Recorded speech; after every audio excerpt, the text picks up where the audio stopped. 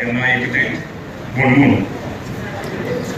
आज पुरस्कार वितरणाच्या कार्यक्रमाचं आयोजन केलं। या कार्यक्रमासाठी सांगोला तालुक्याचे नेते, सांगोला तालुक्याचे विकासरत्न शहाजीभाऊ पाटील साहेब, या सांगोला नगरीचे नगराध्यक्ष आनंदभाऊ माने, उपनगराध्यक्ष, सर्व नगरसेवक, पंचायत समितीचे उपसभापती, व्यासपीठावरती असणारी तोलामोलाची सगळीच माणसं आणि समोर असणारी समाजामध्ये परिवर्तनाचं, समाजाचा शिल्पकार म्हणून घडवण्याची महत्त्वपूर्ण भूमिका पार पाडणारी सर्व शिक्षक शिक्षिका, एकमेव पर्याय असायचा की मंगेश चिवटींना कॉल करा।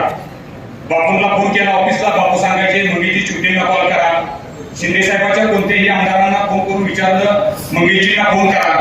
अगदी एकनाथरावजी शिंदे साहेबांना तरी विचारलं, साहेब ऑपरेशन मोठं आहे, लहान लेकराचं ऑपरेशन आहे, महिलेचं ऑपरेशन आहे, पाय मोडलाय, हात मोडलाय, अपघात झालाय, एकमेव उत्तर असायचं एकनाथरावजी शिंदे साहेबांचा मंगेश चिवटींना कॉल करा। आणि हा ताकदीचा एक आरोग्य मित्र म्हणून, आरोग्य दूत म्हणून राज्यामध्ये जो हजारो कोटीचा निधी राज्याचे नेते एकनाथरावजी शिंदे साहेबांनी या राज्यामध्ये दिला, बापू त्या विभागाचं तुम्ही ब्रँड अँबॅसेडर म्हणून आपण काम केलं।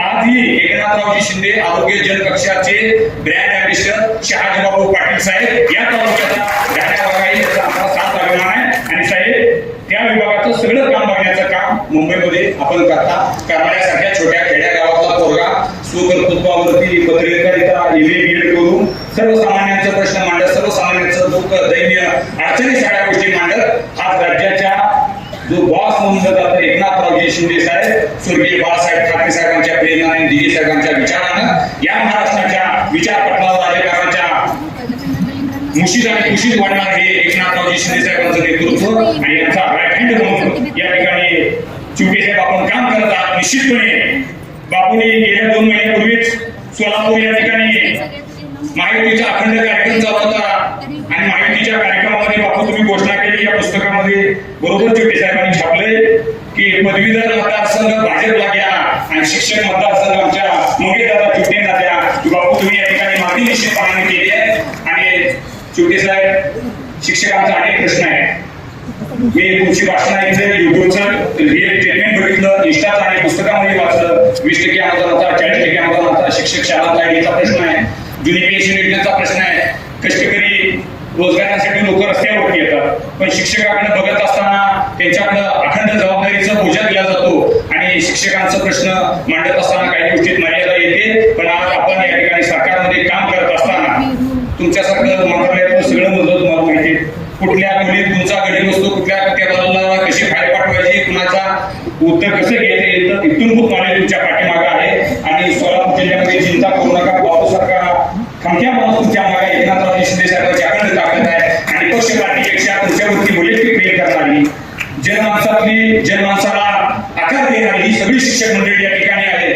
आपण बघतो डॉक्टरने एखादा दुसरा आधार नाही ठेवतो, वकिलांनी एखादी दुसरी केस व्यवस्थित पार पडते, पुढाऱ्यांना त्या भागाचा प्रश्न पार पडतो, पण या सगळ्याला घडवण्याची जबाबदारी कोणाची असेल तर ती शिक्षकाची असते। आणि या शिक्षकाच्या प्रश्नासाठी तुमच्यासारखं उमदं नेतृत्व आणि ते पण पश्चिम महाराष्ट्रातील करमाळ्यासारख्या भागातून पुढे येते, आमच्या जिल्ह्यातून पुढे येते, आमच्या पक्षातून पुढे येते। निश्चितपणे शहाजीबापू पाटील साहेब यांच्या नेतृत्वाखाली हा सांगोला तालुक्यातील आम्ही सगळी मंडळी तुमच्या पाठीमागे ताकदीने राहू। तुम्हाला या महाराष्ट्राच्या विधान परिषदेत शिक्षकांचं नेतृत्व करण्याची शिंदे साहेबांच्या माध्यमातून संधी मिळावी, महायुतीच्या माध्यमातून संधी मिळावी आणि तुमचं जे स्वप्न आहे, तुमची जी उर्मी आहे, तुमची जी जिद्द आहे ती या ठिकाणी निश्चितपणे भविष्याच्या राजकारणात, समाजकारणात पुढे येईल। या ठिकाणी एवढ्या शुभेच्छा व्यक्त करतो आणि थांबतो। जय महाराज।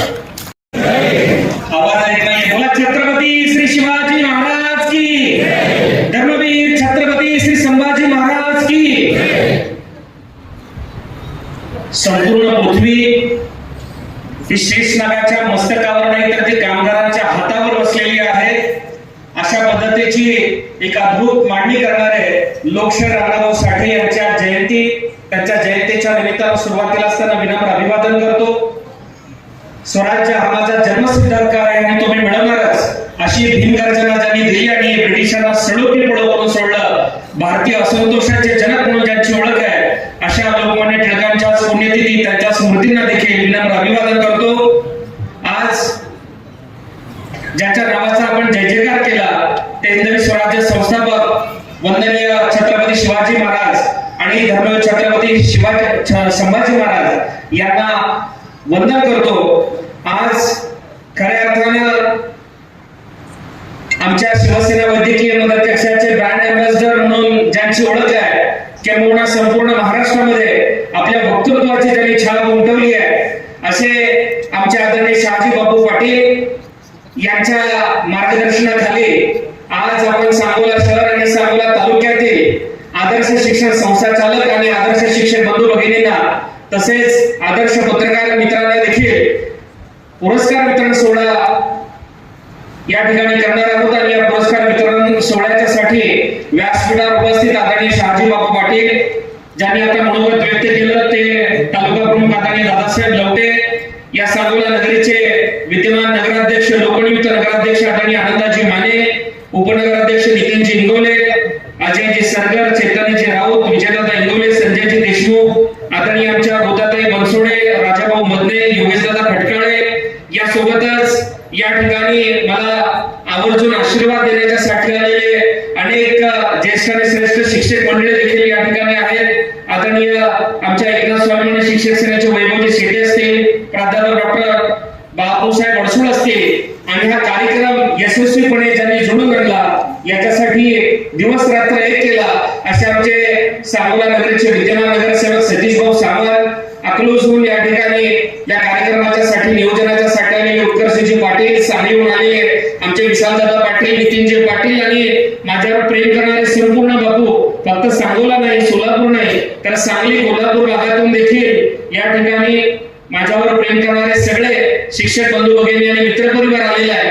आणि खास करून मला आभार मानायचे ते या सोलापूर जिल्ह्याचे माध्यमिकचे शिक्षणाधिकारी सचिन जगताप साहेबांचं जोरदार टाळ्या वाजवून आपण आभार मानूया, कारण तुमच्या बहुतेकांची कामं यांच्याकडे आहेत। आणि मी त्यांना मगाशीच कानात सांगितलं की कार्यक्रम झाल्यानंतर 1 तास आपण जनता दरबार घ्यायचा आहे याच ठिकाणी, आणि आमच्या ज्या शिक्षक बांधवांचे वैयक्तिक मान्यतेचे काही प्रश्न असतील, सालारतडीचे काही प्रश्न असतील, काही आमच्या शिक्षकांच्या तुकडी मान्यता किंवा इतर जे काही प्रश्न असतील त्या सगळ्या प्रश्नांच्यासाठी आपल्याला वेळ द्यायचा आहे। काल ज्या पद्धतीनं एका ठिकाणी तुम्ही गेला होता आणि त्या ठिकाणी देखील चांगला कार्यक्रम झाला, आम्हाला आनंद आहे की त्या ठिकाणी देखील शिक्षकांचे प्रश्न सुटले, पण आज या युवक सम्राट मंडळी बाळासाहेब ठाकरे यांचा विचार पुढे घेऊन जाणाऱ्या एकनाथजी शिंदे साहेबांच्या मानणाऱ्या आम्हा शिवसैनिकांच्या व्यासपीठावर देखील सर्व शिक्षक बांधवांच्या प्रश्नांना न्याय मिळाला पाहिजे ही जाहीरपणे मागणी या ठिकाणी जगताप साहेब तुम्हाला करतोय।